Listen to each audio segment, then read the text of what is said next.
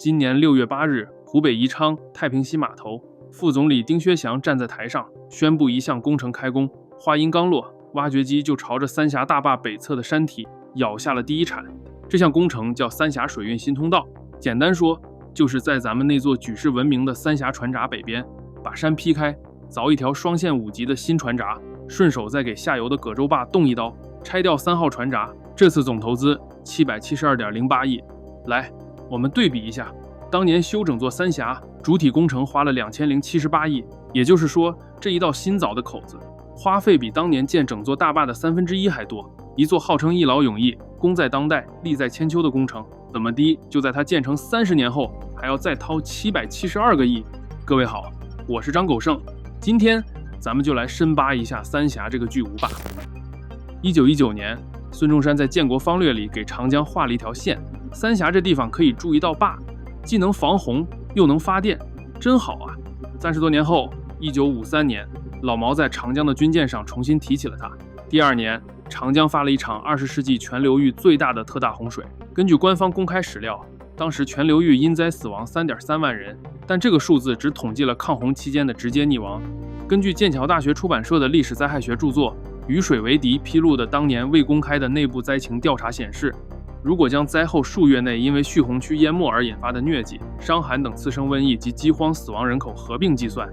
仅湖北一省的实际死亡人数就接近15万。这个惨烈程度，在整个20世纪下半叶的全球洪涝灾害里，仅次于20年后因妮娜台风引发水库连环溃坝，致使约20万人丧生的河南758特大水灾。1954年这场水虽然保住了武汉，但背后这笔由湖北农村和蓄洪区扛下的隐性人命账，等于给老毛心里那个非要修个大坝一劳永逸锁死长江的念头，又狠狠地浇了一瓢油。1956年，长江水利委员会主任林一山在中国水利上发了篇长文，正式提出修三峡，蓄水高度235米。这么算的话，重庆主城、朝天门码头全部都在他下头。真按这张图纸修，长江上最大的那座工商业城市，半座城得要泡水里。听到这，你可能纳闷，今天重庆不是活得好好的吗？对，我们今天看到的三峡，蓄水位被摁到了175米，刚好卡在朝天门码头的脚底下。可林一山那张图纸上的235米，是为了把发电和防洪做到极致，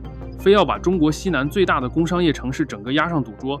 看着这张走火入魔的图纸，李锐就急了。李锐很多人只知道他做过毛泽东的兼职秘书，却不晓得他还做过水电部副部长，是真正懂水电的内行。他在自己主管的水利发电杂志上一口气组织了整整1期专刊，又写了篇3000字的《论三峡工程》，投给人民日报，清样都排好寄回来了，最后没登。主编私下告诉他，这是毛主席关心赞成的事，所以不好公开征。1958年1月，南宁会议，会快散时，老毛突然把三峡又端上桌，提出上马。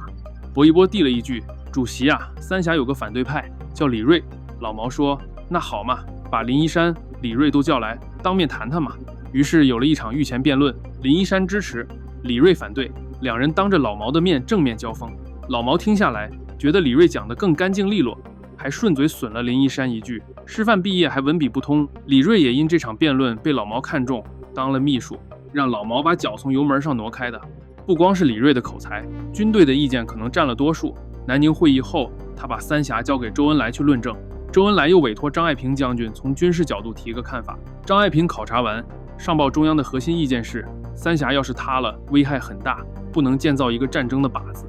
所以后面1958年成都会议通过一份决议，定了调子，三峡是长远的事，准备工作得花15到20年，别指望有了它就万事大吉。从那以后一直到死，老毛再没提过三峡，周恩来也没有。这座连老毛都不敢下手碰的坝，就这么在纸上又躺了20年。那么到底是谁最后敢把它从纸上推下水的？北戴河太无聊了，都有你了。要是三峡建好，我就能去江里游泳了，嘿嘿嘿。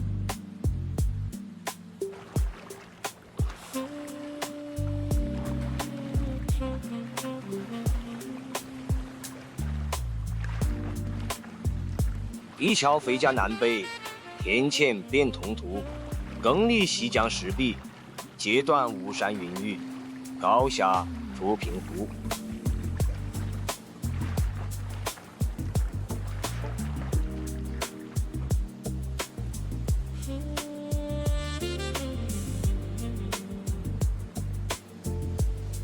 哎呦，水迷糊了。大坝建了没？报告主席，那边说大坝不合适，修不了。把他从纸上推下水的那个人，1980年7月正坐在一条溯江而上的船上，他是邓小平，当时陪着他的是长江委主任林一山的部下魏廷铮。船在江上慢慢走，魏廷铮一路汇报三峡多好多好，还是张爱萍，就是当年那句不能建造一个战争的靶子的将军。后来他专门又找邓小平谈过一次三峡，把那把三峡是军事靶子的话重新摆到了邓的面前。邓小平却说，你胆子太小了。这时最高决策者态度已经很明显了，但要把这个前无古人的巨无霸从纸面推向现实，还需要一个核心推手，这个人就是李鹏。1948年，在周恩来的安排下，李鹏远赴苏联，进了莫斯科动力学院水利发电系。李鹏55年回的国，他一头扎进电力系统，后面83年当上了副总理，管能源、交通重点建设。他不只是水电系统根正苗红的技术官僚，更承接了周恩来未竟的三峡情节。这些经历让李鹏成了三峡最铁的推手。84年，邓小平接见完外宾，特意把李鹏留下谈三峡。小平问他为什么还不上三峡，不是说修好以后万吨轮船能直通重庆吗？李鹏说，移民问题太大，非常困难。邓小平大手一挥，那好嘛，干脆成立一个三峡省，不靠四川，不靠湖北，专门安置移民。第2年，中央正式成立三峡省筹备组，可这个省折腾1年多没立起来，辖区圈进来全是穷山恶水，自己都吃不饱，拿什么安置上百万移民？所以筹备组撤了，但三峡这台机器已经轰隆隆地转起来了。86年，中央正式启动三峡工程论证，412名专家被请进来，分成10几个专业组。这阵仗貌似看着终于要好好讨论一番，可在这支浩浩荡荡的论证大军里，有一个人本该是全中国最有资格给这座大坝下判决书的那个人，愣是被挡在了门外。他叫黄万里，是黄炎培的儿子，30年代留学美国伊利诺伊的博士。他是中国第一个拿到水利学博士学位的人，论资历论本事，当年整个中国水利界能跟他平起平坐的一只手都数得过来。那为什么不请他呢？因为在57年国家要修黄河上的三门峡，专家们几乎一边倒的叫好，只有黄万里一个人反对。他说，黄河泥沙太多，这么修泥沙迟早淤死水库，要出大事。呵呵，他没说错，三门峡后来的泥沙淤积成了中国水利史上的惨剧，大坝被迫2次开膛改建。但在57年那个节骨眼上，反对的代价不是被历史证明正确，是当场被打成右派。黄万里因此劳改23年，一个国家最顶尖的水利专家，23年不许碰专业，熬到85岁才被允许重新站回讲台，好惨。回到这场1986年的论证，黄万里反三峡的核心理由跟他反三门峡一脉相承，还是因为泥沙。黄万里说，长江上游冲下来的造船质根本不是细泥沙，是会滚会移动的砾石加粗沙。他算出来，这些卵石每年往下游搬运的量不少于1亿吨。可三峡的泥沙专题组论证下来，结论是造床卵石的移动量为0。听到这儿，你估计眼珠子都要掉下来了。滚滚长江东逝水，他怎么可能连个石子都不带滚的？别奇怪，这就是当年那场轰轰烈烈的史诗级论证最值得看的地方。86年，中央把412名专家请进场，名义上是搞可行性研究，实际上却在规则上玩了一手精密的解构术。这支浩浩荡荡的队伍被切成了14个完全绝缘的专题组：地质、枢纽、防洪、泥沙、移民、生态。这14个组的掌门人清一色由希望大坝上马的水利部门官员兼任，这就导致每个组都只趴在自己那1亩3分地里，顺着长官的意志拼命算自己那个局部的账。他们手里拿到的考卷题干已经被限定成了大坝怎么建才能让技术通过。整场拉锯下来，他回答了地质怎么凿，电力怎么发，泥沙怎么在模型里为0，唯独把那个最根本也最要命的问题从卷子上给抠掉了。这坝到底该不该修？即便在这么精密的设计下，各组在通过论证时还是有人死活不肯签字。9名专家、2名顾问、1位官员一直不肯签。之后把反对声势真正推到顶点的是另一个人。1989年2月底，光明日报记者戴晴把三峡反对派的意见编成一本书《长江长江》，赶在全国两会开幕前印出来了，直接搬进代表们下榻的宾馆小卖部去卖。书一出，舆论哗然。那一年的人大，王岐山的岳父姚依林就出面定调，三峡工程赞成的多，反对的也多。这事咱5年不议，反对派以为他们又赢了。毕竟整个80年代，他们已经不止一次把三峡硬生生按了回去。1989年，看起来反对的声音占了上风，可他们万万没料到会发生一件事。1989年那个春夏之交，北京发生了什么？你们都晓得。6月之前，三峡反对派里有中国最顶尖的工程师、生态学家、经济学家、军事安全专家，有退休的中共高官，有名声响亮的民主党派人士。论知识和脑子，他们比主上派强出一截，国际舆论也大半站在他们这边。在一场真刀真枪、讲科学、讲论证的比赛里，他们本该是赢面更大的那一方。可6月之后，牌桌被掀翻了，对三峡持谨慎态度的改革派核心人物赵紫阳淡出了政治舞台，而极力推动三峡上马的主上派核心李鹏地位却大大巩固了。戴晴那本《长江》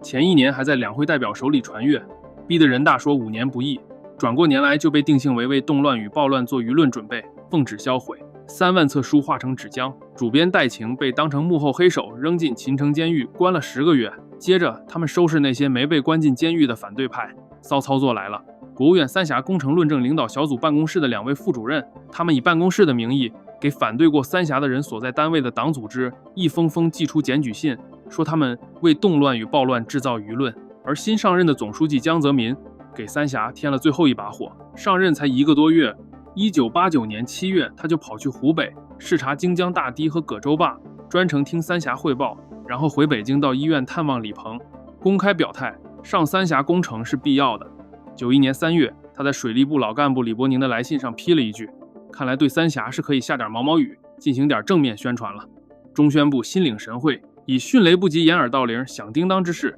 组织起对三峡铺天盖地的正面报道。92年2月，中央政治局常委会议，江泽民宣布中央同意建设三峡工程。可人大那关过不过得了，他心里没底，于是亲自出马。3月18日，在人大政协党员负责干部会议，江泽民主讲了整整2个钟头，搬出党的纪律，要求代表们对三峡投赞成票。4月3日，7届全国人大第5次会开始表决关于兴建长江三峡工程的决议，可主席台上的话筒关着，不安排公开讨论。就在这时候，台下一位代表站了起来，他叫黄顺兴，台湾籍的全国人大代表。4年前88年的时候，也是在这个会场，他曾经走到话筒前，投出共和国人大史上第1张当众的反对票，开了人大可以当面说不的先河。这一次面对三峡，他要求公开发言，却被拒绝了。于是他站起身，一言不发，带着20多名代表转身退场。电子机票牌上的数字跳了几跳，最后定格了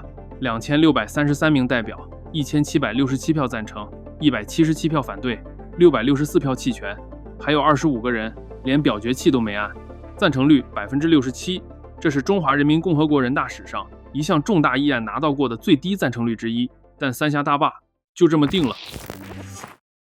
坝定了，水要续到175米，长江两岸很多人都得搬走，到底要迁走多少人？官方最后给出的数字是130万，是世界水利史上规模最大的一次工程移民，相当于一座中等城市的全部人口，连人带家当从世代居住的江边整体赶走。这些移民一部分是就地后靠，往山上挪，从江边肥沃的菊园搬到坡上贫瘠的土地，那些祖祖辈辈伺候的脐橙、柑橘靠水土气候吃饭，往高处一挪，收成大不如前。另一部分是外迁，整村从重庆、湖北被城建制的运到上海郊区、江苏、浙江、广东、山东，几千里之外重新开始。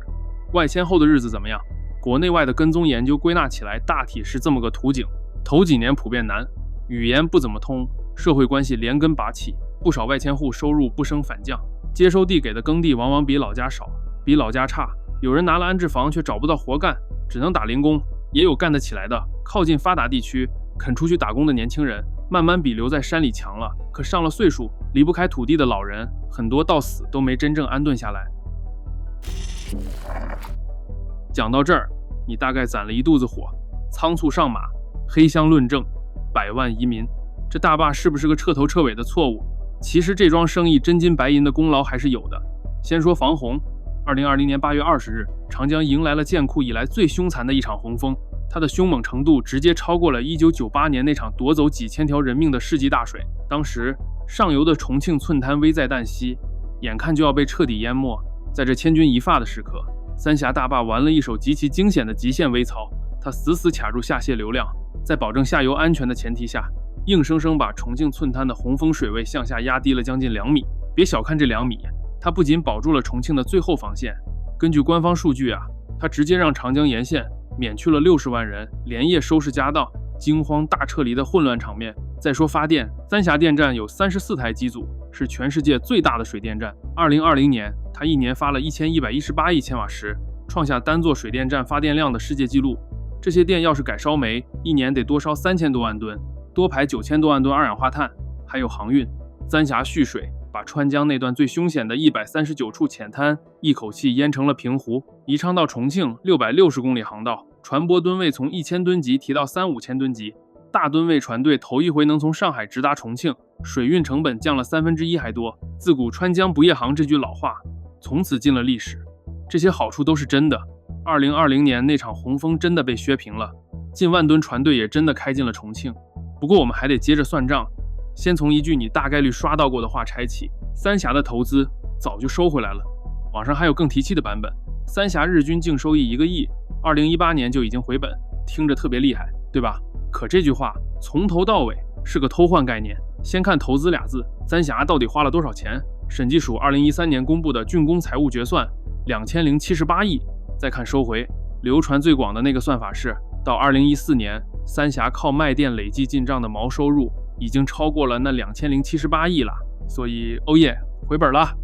发现毛病没有？毛收入不是净利润。你在街角开个小卖部，一年流水100万，不等于揣进兜里100万。进货、房租、水电、人工一样没扣呢。三峡这笔卖电的总流水也一样，没扣运维，没扣生态治理，更没扣那台巨型机器几十年的折旧。拿一个毛收入去比一张竣工那天封口的总账单，然后宣布咱已经回本，这招假会计都不敢用。2078亿这张账单，结算日期停在了工程竣工那一天，可一座大坝的成本绝不会在竣工那天停下来。竣工之后，账还在哗啦啦涨。2011年工程刚宣布建完，国务院转头就定下一个总投资1238亿的三峡后续工作规划，专管移民怎么安稳，库区生态怎么修，年年垮的危岩怎么治。这是2078亿之外另起的一本账。再往后是库区地质灾害一年年烧掉的运维钱，还有你还记得开头那道口子吗？今年那772个亿的新通道，一座号称一劳永逸的坝，账本30年了，一页都没合上过。好，那建这座坝的钱到底从哪儿来的？答案就藏在你家每一张电费单里。从92年开始，国务院决定全国每一个用电的人每用1度电多微他3厘钱，3厘没人会多看一眼。可这3厘乘以全国总用电量，再乘以21年，据财政部的数字，截至2013年底，三峡基金还有后来改成的国家重大水利工程建设基金，累计征收了2481亿，跟宁夏2013年一整年的 GDP 差不多了。摊到每个人头上，相当于全中国每个人每年都默默为这座坝煨了12块钱。一座号称举全国之力的超级工程，原来就是这么由10几亿人用1度电里那3厘钱的零头一分一厘凑出来的。2010年三峡建设基金到期本该停了吧？嘿，它却转头变成国家重大水利工程建设基金继续收着，原定2019年底该截止了吧？嘿，它又给延到2025年底。今年1月，财政部一纸文件又往后延到2030年12月31日。这笔钱从1992年交到2030年，前后38年，而且木有停的迹象。听到这，你可能会理所当然地认为，既然是全中国10几亿人一分一厘凑出来的全民工程，那它建好之后产出的真金白银理应上缴国库，回馈大众，对吧？可接下来的资本魔术能让你看花了眼。02年，一家叫长江电力的公司悄悄成立了。03年，它在上海证券交易所敲钟上市。刚上市那会儿，手里只攥着一个葛洲坝，外加三峡最早并网的几台机组。然后，这家公司开始了一场长达20年的收购。三峡的发电机组一批批装进来，2016年前后几百亿砸下去，吞下金沙江上的西洛渡、项家坝。2022到2023年再砸800亿，收下乌东德、白鹤滩。到2023年4月，长江干流上6座巨型电站全部归到这同一家上市公司名下。我给你念念这家公司2024年的成绩单：营业收入845亿，归母公司的净利润324.96亿，市值最高时逼近7000亿。还有分红，2021到2025年每年拿出不低于当年净利润的70%分给股东，光2024年一年分掉的现金就是230.74亿。全国人每度电掏3厘钱，凑起一座坝，坝的发电资产被装进一家叫长江电力的上市公司，这家公司由三峡集团牢牢攥着控股权。于是这座坝就从一件全民出资的国家主权工程，变成了一台能在 A 股反复重组，市值近7000亿，每年承诺把70%利润分掉的印钞机。10几亿人拿电费零头凑出来的国家工程，怎么一转身就成了资本市场上年年分红的商业机器？这台印钞机之所以火急火燎送去敲钟，是因为金沙江那个无底洞快填不起了。从三峡往上，乌东德、白鹤滩、西洛渡、项家坝，一整串巨型电站都在排队嗷嗷待哺。这条能源走廊要的钱不是几千亿，是上万亿，可国库填不动了，那3厘钱也涨不动了。上市就成了资本造血，把已经稳定发电的资产塞进 A 股，用三峡近乎垄断的信用和旱涝保收的业绩，吸来股民、机构和债市的千亿资金。说白了，国家拿第一台印钞机当诱饵，融来天量资金，去滚动建造后面5台，用市场的杠杆给全中国的能源动脉买了单。三峡的账本里不只有赚钱的机器，还压着百万移民、年年塌方的地质灾害、生态修复的无底洞，以及为防洪强行泄洪损失的发电收入。这些政治包袱全绑在一起，报表会难看到亏损。于是决策层做了一次高明的切分，把最干净不带历史包袱的资产剥离出来，包装成长江电力上市，把最漂亮的利润亮给资本市场。而移民、灾害、生态那本巨型账单则留在母公司和延续到2030年的各种水利基金里，由国家财政和全社会默默兜底。既然最干净的资产被拿去变现，最漂亮的利润被拿来分红，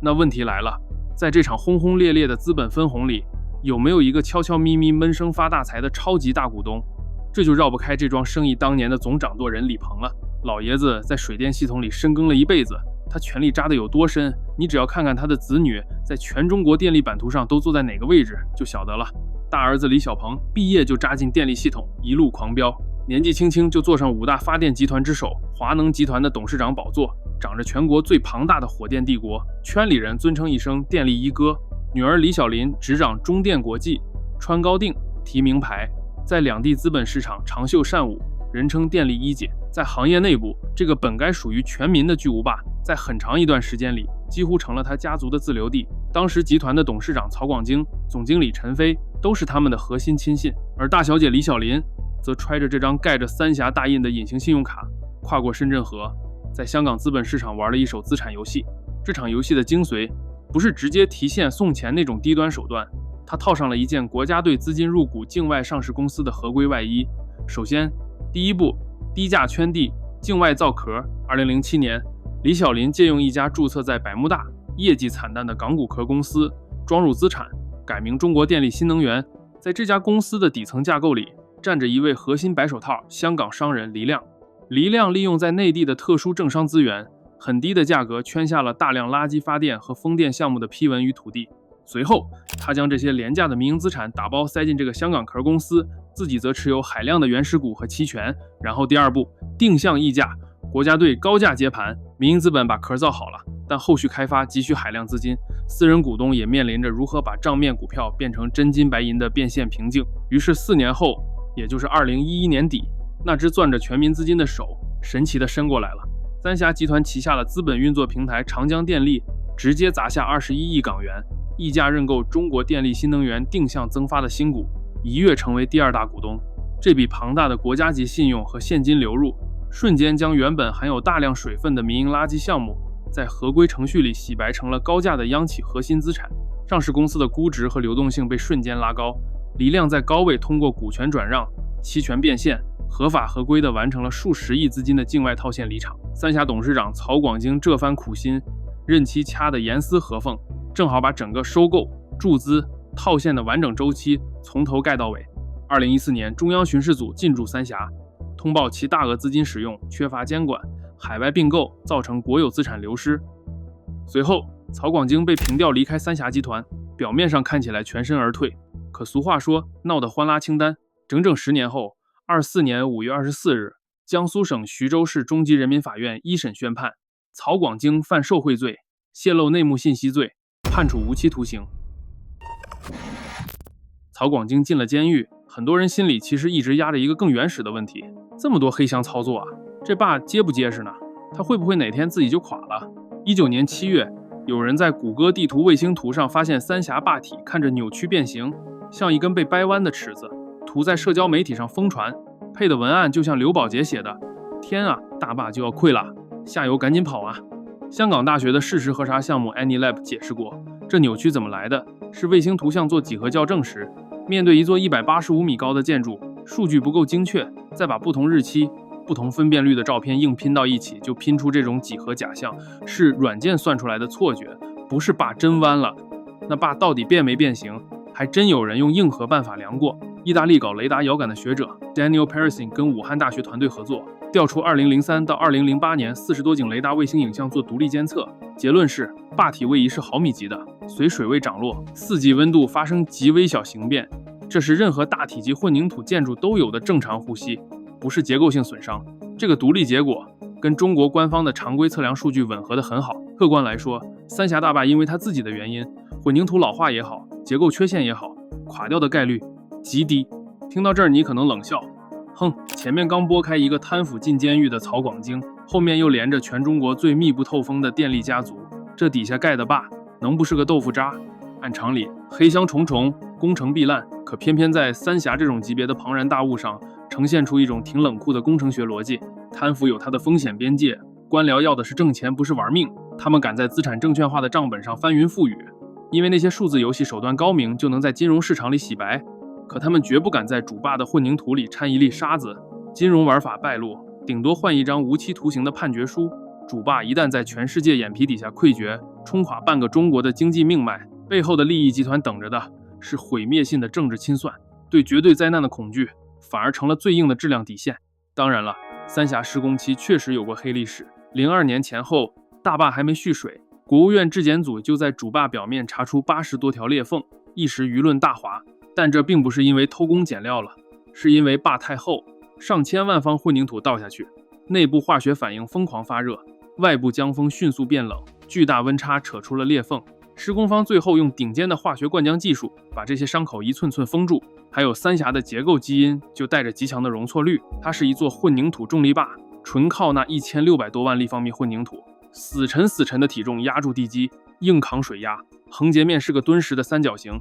像座小山处在江心。这种坝的好处就是皮实，它不像拱坝那样全靠两头山体撑着，根子一坏就整体崩塌，就算被砸开一个豁口，大概率也只是局部破口，剩下的混凝土三角自己还稳稳站着，你不用担心它自己塌。可你还记得张爱萍将军那句不能建造一个战争的靶子吗？我去翻三峡当年的可行性论证，翻到一个细节，论证里真的认认真真做过一次溃坝推演，而那个推演设定的唯一一种能让整座大坝彻底垮掉的情景是遭核武器破坏。那么假如有一天这把剑真的落下来，这座坝在极端情况下瞬间全溃，会发生什么？三峡正常蓄水位175米，坝高185米，水库里满打满算存着393亿立方米的水。这一整库水要是在极短时间里冲下去，一出三峡就从两岸夹峙的峡谷一头扎进开阔的江汉平原。大坝下游40公里是宜昌，市区平均海拔不到50米，再往下是荆江，出了名的地上悬河，千百年泥沙淤积，把河床抬得比两岸地面还高，而两岸密密麻麻全是人啊。再往下300多公里是1000多万人口，海拔30来米的武汉。根据科学界与军方多轮极端推演，大坝全溃瞬间的洪峰流量将飙到每秒230万立方米，相当于几十条长江流量。这股数十米高的水墙能30分钟吞没宜昌市区，撕裂葛洲坝，平推荆江悬河，再在10到14小时内冲进300公里外的武汉，整个江汉平原瞬间沦为汪洋。当然，即便在这样极端条件下，393亿立方米的水，物理上也不可能在几分钟内全部泄干。理论上给下游留着预警和疏散的时间窗是有的，当然前提是信息得公开畅通，警报拉得响。一个健康的社会不应该只有一种声音，对吧？战争毕竟是极端情况，比起不知何时会落下的核武器，三峡在日常的柴米油盐里正迎接着一场避无可避的钝刀子割肉。还记得咱们前面提到的那个老头吗？黄万里当年趴在书桌前算出的那1亿吨泥沙，如今又像一根正在收紧的绞索，悄无声息地朝着大坝的喉咙套了过来。在原本的工程规划里，三峡对付泥沙的秘诀叫蓄氢排浑，利用汛期的大流量把泥沙冲向下游。可现实是，长江上游冲下来的砾石和粗沙远比想象中更沉、更顽固。如今你去翻官方的实时水文数据，会发现一个反常的现象：宜昌站实测的年均输沙量已经从建坝前的 4.9 亿吨断崖式暴跌到3600万吨上下，锐减了整整90%。难道泥沙凭空蒸发了吗？当然没有，它们没消失，只是被死死拦在了更远的上游。为了给三峡这台超级印钞机续命，避免它几十年内被泥沙淤死，整个长江流域启动了一场战略转嫁。从08年起，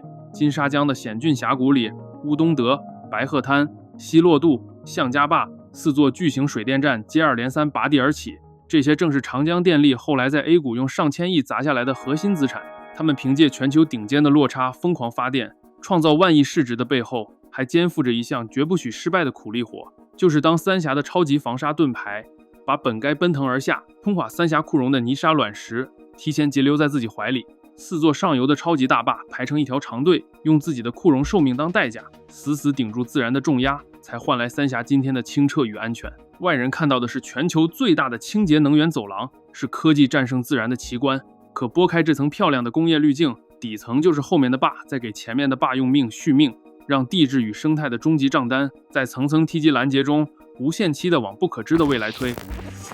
让我们把目光拉回今年6月8日的太平溪码头吧。那台砸向山体的挖掘机为什么要在这个号称功在千秋的工程上再啃掉772个亿？答案是一场长达15年的长江大堵车。当年的规划者以为双线5级船闸能一劳永逸地解决中国西南的运力，可谁能想到三峡刚建成没几年，长江航运量就飙到了设计极限。过去这些年，大坝成了一个巨大的长梗阻，成百上千条万吨货轮被堵在宜昌，等一次过闸甚至要花上半个月。要解这个死结，我们只能再掏772亿，把大坝旁边的山体再劈开一次。这道新开的口子，它证明了自然的无底洞你填不满，人类社会胃口的无底洞你同样算不准。从孙中山在纸上勾勒蓝图，到几代技术官僚接力推下水，跨越100年的长河里，多少人为他争，为他斗，为他出走故乡，为他跌进监狱。但这台由10几亿人用美度电3厘钱浇灌出来的机器从未停下，它只是换个名目，换一波掌舵人，换一道口子，继续在大自然的身体里转动。大坝无言，它像一座由钢筋水泥铸成的巨型纪念碑，正面写着全球第一的发电量与璀璨灯火，而背面却压着一张由几代人传签的借条。牌局还在继续，而真正要替这场豪赌彻底买单的后人可能还没出生。好了，我是张狗剩，我们下期见。